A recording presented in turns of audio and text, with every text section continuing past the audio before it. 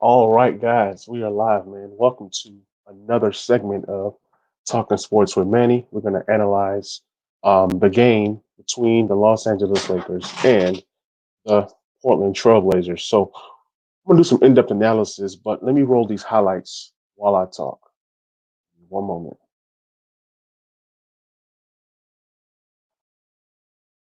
All right, so we see that Anthony Davis had a great game. He only had to play 3 quarters. He had over 30 points and about, I think, 11 or 12 rebounds. He was very decisive. He knew exactly what he wanted to do. He played like a force.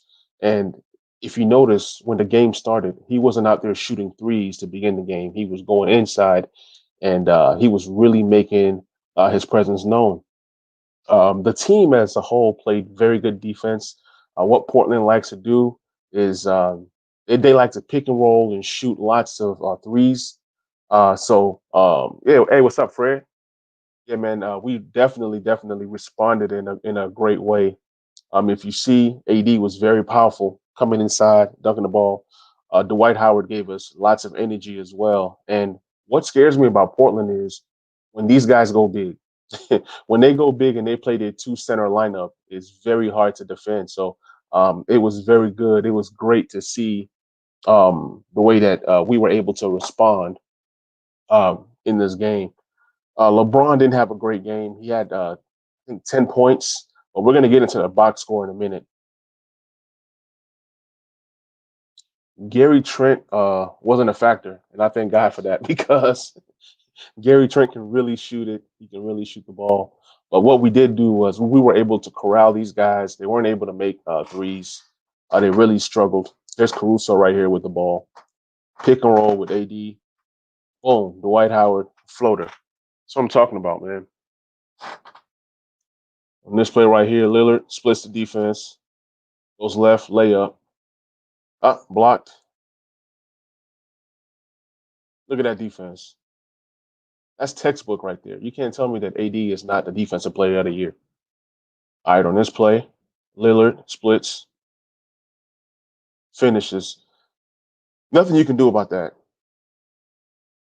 I think Kuzma has improved his defense, but AD was supposed to be at the end of that. AD is supposed to be the last line of defense. I don't know what AD was doing at the 3 point line right there. Bron boom past the AD, slam. Just beautiful basketball. Beautiful basketball. So at this point, the lead is building 53 to 39 at this point. AD, boom, body, buckets, and one. There's nothing you can say or do about that. And that's what they should have been doing the last game. Nurkic cannot guard AD on the perimeter, but he does have to take the ball inside. If you notice last game, that would have been a jumper by AD. Good hustle by JaVale, who came in and gave us a good 10 points. KCP splash. KCP had 4 threes, huge 4 threes. Textbook defense again. Boom, long pass. Slam. Loving it. This point, 63 to 41 at this point. The lead just continues to build. All right. On this play, alley oop. Oops. JaVale with the slam.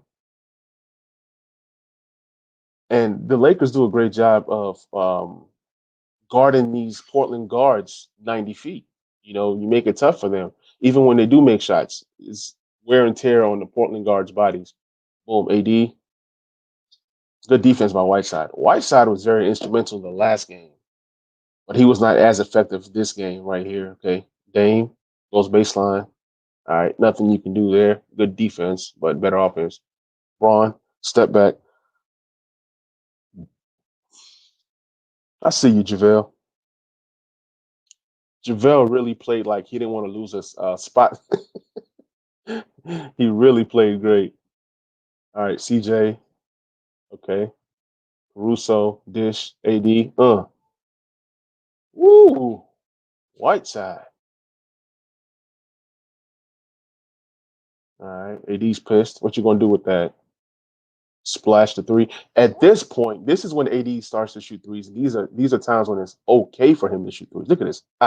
Step back. Splash. I love that move right there. It was so fluid. That's a move that a guard would make. So I think about this point, AD's out the game. It's the fourth quarter. We brought in the bench mob. When you see Dudley and Quinn Cook, that means the game is over, and we've either won or lost the game. They come out in blowouts, but I do feel that Quinn Cook should get some minutes because he's one of the better shooters on the team, especially last game when we weren't able to make um, a shot. Quinn Cook would have been very instrumental in providing some shooting for the Lakers last game. So right now it's just garbage time. Right now you're just trying to find guys, find guys that can get some minutes. I see you, Dwight. Good block. Quinn Cook. Mm. That was a lucky shot right there. I don't even know how he made that. Okay, dribble, dribble. Good pass. Dwight slam. Yeah, Dwight had a good game. You need, like I said in my last stream, you need anywhere between 10 to 15 points out of your centers and about 15 to 10 to 15 rebounds. So if you can get 15 and 15 or 20 and 20 from your centers, you're most likely going to win. So these are the highlights. I'm going to share the box score with you. We're going to dissect the stats, and then I'll break down what went right, what went wrong for the team. Because even in a win, there's still improvement. You can still improve every single time. So just give me a moment while I work this out. Get this game for you. And the Lakers were able to stop Portland from scoring, man. They limited these guys to 88 points. That's crazy. That's wild. 88 points for the Trailblazers. That's pretty good. It doesn't get any better than that. All right. Share my screen real quick. And shout out to StreamYard, man. I love StreamYard. All right, so you guys can see my screen. So if you look here, you'll see Carmelo Anthony had 2 points in 27 minutes. He shot 1 for 6.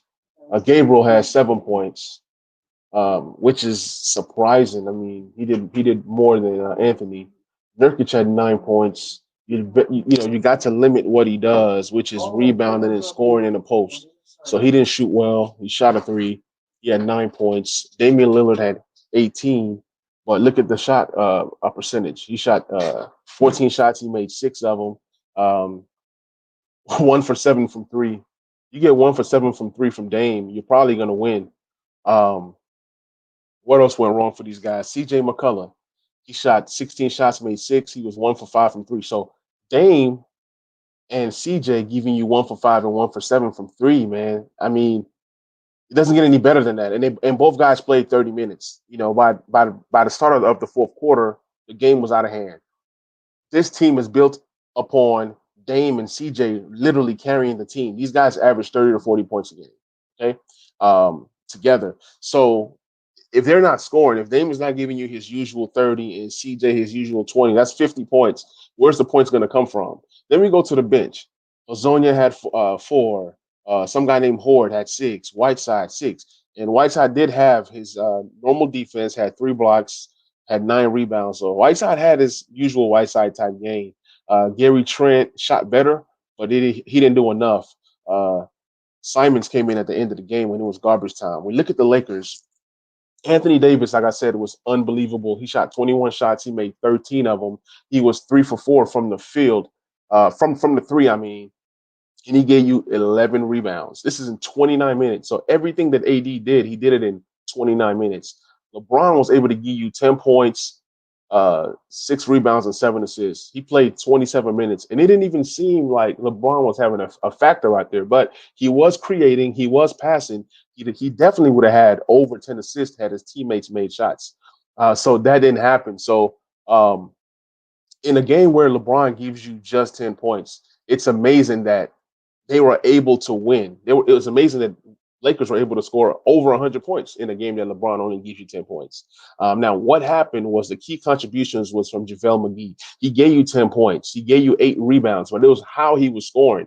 He was dunking the ball. There was one play where it was like a pick and roll. They gave it to him. JaVale went up and kind of like, reversed it and scored. That was beautiful right there. So with JaVale coming in, giving you 13 minutes. Now, mind you, JaVale plays like 5 minutes in the first half, and then maybe another 5 to 7 minutes in the third quarter. So he doesn't play a lot of minutes. He doesn't play in the fourth, even when we are winning or losing. It doesn't matter. JaVale just plays first and third quarter, and for him to give you this kind of production, 10 points, 8 rebounds in 13 minutes, that's a recipe for winning basketball. He didn't have a block, but he was able to alter shots. He had 3 assists, which is big. Danny Green continues to shoot terribly, 1 for 6, 1 for 4 from three. It sucks that he makes $15 million to just come out there and shoot air balls and shoot bricks. He did have 4 steals, so I credit him there. I will give him credit. He did have 4 steals, and his plus and minus was pretty good. I mean, we were winning the game the whole time. We were blowing these guys out the whole time. So of course his plus minus is always going to look good when that happens. KCP came out with a big game. KCP gave you 22 minutes. He made 5 out of 8 shots, 4 out of 6 from three. That was huge. Between KCP and AD, those guys were literally who carried us from three. You can't count the production from J.R. Smith because that was in garbage time. But KCP didn't have steals, but he was able to provide some scoring that was sorely needed. So between KCP and JaVale McGee, those guys were literally the MVPs of this game. They carried the Lakers on offense. Matter of fact, the Lakers should have had over 111 points, but they kind of stopped, and they just kind of cruised after it was a major blowout. Markieff Morris came in the game, had a huge block, played solid defense, made his presence known, but he gotta do better than shooting 1 for 5. We're gonna need you to make a three. If you're gonna shoot 4 threes, we need you to make at least one. Okay, it doesn't help the team when you're open. And a lot of those assists from LeBron went to Morris, but he kept bricking shots. Kyle Kuzma didn't have a good game. He played 21 minutes. He tried to play defense this game. He had 7 points. Dudley just came in at garbage time. Dwight had a good game, 9 points, 5 rebounds. But I'm gonna need some more blocks out of Dwight. I'm gonna need Dwight to kind of cut out the silly fouling because you also see in this game he had 5 fouls, and if had the game been close, that could have been detrimental to the team. You can't go small all the time, or do things like that. So you got Quinn Cook. Quinn Cook, he came in, had 5 points. Then you had J.R. Smith, who came in garbage time and he was feeling like he was Kobe out there and just jacking up crazy shots. He had 11. Dion Waiters, the coach has to figure out how to use Dion Waiters. If you're using Dion Waiters in the pick and roll, you can set a pick for him. When he crosses that pick, then there's Nurkic in him or Whiteside in him. Dion Waiters is a guard that can literally make those mid-range jumpers, and that's definitely going to be beneficial. Caruso had a good game. Caruso's production doesn't necessarily come from what he does in the stat sheet. It's more like the intangibles. You said if Lakers can hit 14 of their threes, so Lakers hit 14 of their threes. Can't expect that every night. Yeah, I mean, Lakers hit 14 threes, but if you watched the game, it wasn't like they were shooting to make threes. I mean, a lot of the threes, at least maybe 4 or 5 of them came in garbage time when it didn't even matter. It was KCP and what's his name, AD. They were the ones to make threes. I understand that they're not going to always make every three, but if you look at it, they shot 36%. In game one, they shot was it like 15 or 17%? That's terrible. So you were able to get production from three. If the Lakers are shooting at least 30%, they have a chance to win this series because one thing that the Lakers do is they play elite defense. Lakers defense is as elite as it gets. So as long as the defense is good and they continue to produce defensively, they'll be fine. With Portland, my philosophy is if you let Damian Lillard get his and shut everybody else down, that bodes well for the Lakers. I mean, 9 times out of 10, you're going to win the game every single time when that happens. So that's my analysis for this game. Let me look at the box score one more time to see if there's anything else I can add. Now, Portland did shoot 29 threes. They made only 8 of them. That's not going to happen the next game. Portland is usually a team that makes about 10 to 15 threes a game. So we expect that number to go up. But what they weren't able to do was even the rebounds. They had 41 rebounds to the Lakers 50. As big as Portland is in terms of having Whiteside and Nurkic playing together, Lakers were still able to have 50 rebounds. Lakers had 26 assists to Portland's 14. Of course, they played a lot of one-on-one ball. They couldn't create for themselves, so obviously their assist numbers went down. The blocks were about even.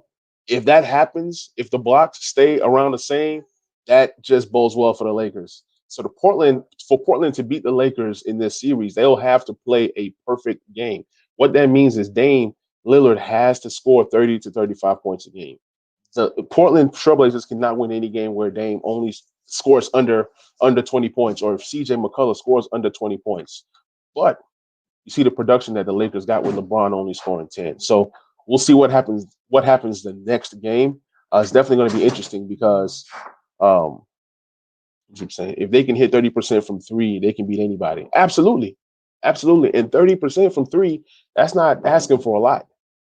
If you literally do the numbers, you'll see that 30% from three is not a big number, but that's the key that they're going to need to beat the top teams in the league. If you look at the Lakers, they're built on a duo. Okay, LeBron has the ball in his hands a lot, and until Rajon Rondo comes back, nobody else can relieve him of creating for his teammates. So if you look at it, if they're able to knock down, look at the first game. Lakers lost 100 to 93, right? They lost by 7 points. Had the Lakers hit two threes that game, two more threes that game, they win the game. Had the Lakers hit three threes, they definitely win the game. So with the recipe that the Lakers have, they played defense last game. They played defense this game. Defense was great at this game. But yeah, if they're knocking down 30% of their threes, they're going to beat anybody. Danny Green has to do more or he needs to be replaced. You've seen that J.R. Smith got some minutes to kind of like, get him loose, get him going. So it's going to be definitely interesting to see what the coach does. I do believe the coach needs to put Quinn Cook in the game. That's going to make him more confident if they decide to use them later on. I mean, you got shooters on the bench like Quinn Cook, even Jared Dudley. He's a shooter, but he's not a guy that you want in a game. If you've seen Jared Dudley in a game, that means that something went wrong. But he is a capable shooter, is what I'm saying. So they have shooters on the team. If Danny Green and KCP are going 1 for 15 combined, you got to do something. So there's options out there. Caruso is not a shooter. He hustles. He plays defense. He'll score when he wants to. He had a lot of open threes that he didn't hit. Same thing with Markieff Morris. He's missing those open threes. But even if you put a guy like Jerry Dudley in there, he can't do the things that Morris can do. So at the end of the day, defense looks good. Defense is great. So I'll take great defense over making threes. But the defense has to play elite if they want to come out of this series in five. So if the Lakers continue to shoot over 30%, defend, I see this series maybe going five. But even if Dame does go off and you still perform on shutting everybody else down, bodes well for the Lakers. So these are my assessments. Be sure to subscribe to the YouTube. Be sure to hit the notification bell so you can get the videos when I pump them out. Also, check me out on my podcast, Talking Sports with Manny. I'm on Apple, Spotify, anywhere you like to listen. I'm there. Thank you guys for listening. And I'll be doing more in-game, in-depth analysis, not just for Lakers, but for other teams as well. Hope you guys enjoy.